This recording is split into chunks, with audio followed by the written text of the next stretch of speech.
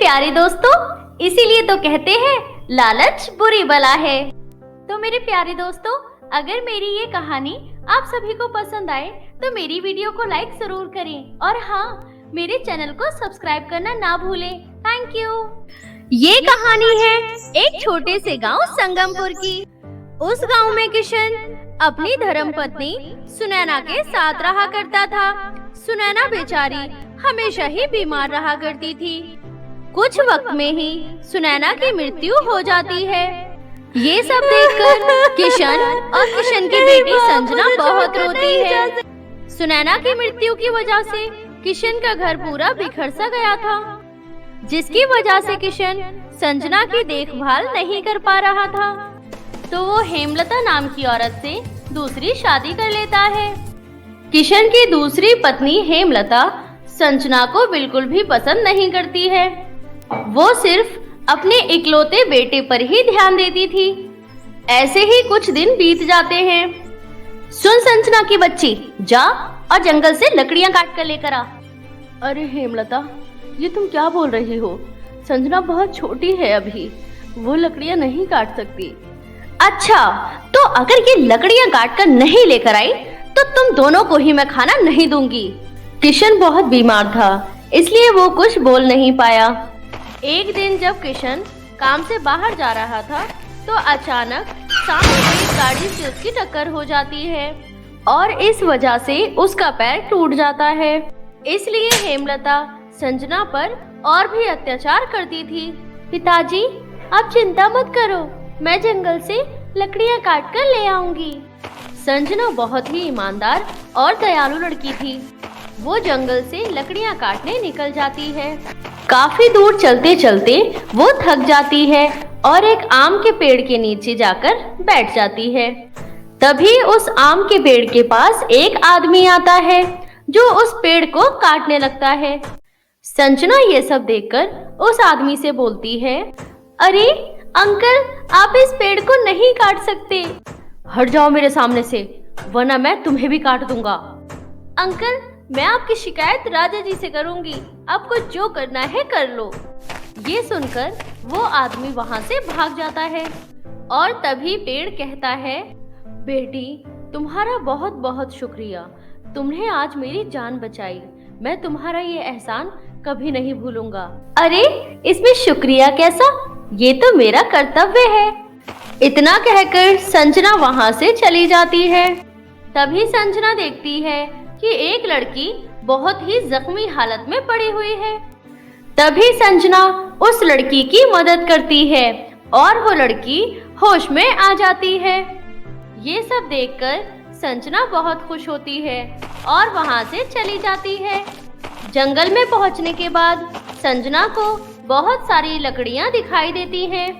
संजना जल्दी से लकड़ियां उठाती है और वहां से घर की ओर निकल जाती है। अरे मेरे कपड़े तो सारे गंदे हो गए, अब माँ मुझे बहुत मारेंगी। ये सब कहकर संजना वहां से आगे बढ़ जाती है। तभी उसे रास्ते में फिर से वही लड़की दिखाई देती है जो जख्मी हालत में पड़ी हुई थी। उस लड़की को सही देखकर संजना बहुत खुश होती है। तभी वो परी संजना से कहती है, संजना, तुम्हारा बहुत बहुत शुक्रिया, तुमने मेरी जान बचाई है। तुम एक बहुत ही नेक दिल लड़की हो। संजना, मैं एक परी हूँ। मैं परीलोक से हर साल पृथ्वीलोक पर घूमने आया करती हूँ। इतना कहकर परी अपने असली रूप में आ जाती है और अपनी जादुई छड़ी की मदद से संजना को जादुई सैंडल देती है और उससे कहती है, संजना, ये जादुई सैंडल है, तुम इसकी मदद से अपनी जरूरतों की चीजें मांग सकती हो।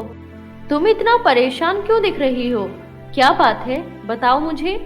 संजना उस परी को अपनी आप बीती सुनाती है। ये सुनकर परी संजना से कहती है, तुम फिक्र मत करो संजना, अब तुम्हारे साथ कोई गलत नहीं कर पाएगा और जो भी गलत करेगा उसे ये सैंडल खुद सजा देगी। ये सुनकर संजना बहुत खुश होती है और परी का धन्यवाद करके वहां से चली जाती है। घर जाकर संजना देखती है कि उसकी सौतेली माँ हेमलता उसके पिता से काम करवा रही है। ये देखकर संजना भागती हुई अपने पिता के पास जाती है और उनके गले लग जाती है। तभी हेमलता की नजर जादुई सैंडल पर पड़ती है। अरे, इसके पास इतने सुंदर सैंडल कहाँ से आए?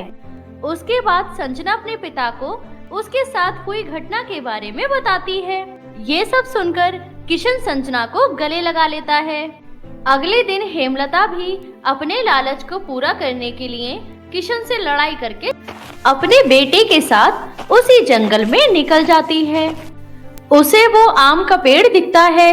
तभी वहाँ एक आदमी आता है और पेड़ को काटने लगता है। हेमलता और उसका बेटा उस आदमी को हटाने की कोशिश करते हैं। तभी वो आदमी उनसे कहता है, हट जाओ मेरे रास्ते से, वरना तुम दोनों को भी काट दूंगा। ये सुनकर दोनों डर के मारे भाग जाते हैं। थोड़ा और आगे चलने पर दोनों को वही लड़की दिखाई देती है जो बहुत जख्मी थी, और वो दोनों माँ बेटे उस लड़की को ऐसे ही छोड़कर चले जाते हैं। पूरे जंगल में तलाश कर लिया, परी तो कहीं पर भी नहीं है। यहाँ कुछ नहीं है, चलो यहाँ से। चलते चलते दोनों माँ बेटे को भूख लगी थी, तो उनकी नजर उसी आम के पेड़ पर पड़ती है। जैसे ही वो दोनों आम के पेड़ के पास पहुँचते हैं, आम का पेड़ गायब होकर एक सुंदर सी परी में प्रकट हो जाता है। तभी परी हेमलता से कहती है, जब मैं मुसीबत में थी तो तुमने मेरी जान नहीं बचाई। हेमलता, तुम बहुत ही लालची औरत हो, तुम्हें इस लालच की सजा जरूर मिलेगी। परी हेमलता को हमेशा के लिए उस जंगल में बंदी बना लेती है और परी वहां से गायब होकर पेड़ का रूप धारण कर लेती है। हेमलता को उसके लालच की सजा मिल जाती है। उसके बाद संजना अपने पिताजी के लिए एक बहुत ही सुंदर सा घर खरीदकर उनकी सेवा में लग जाती है।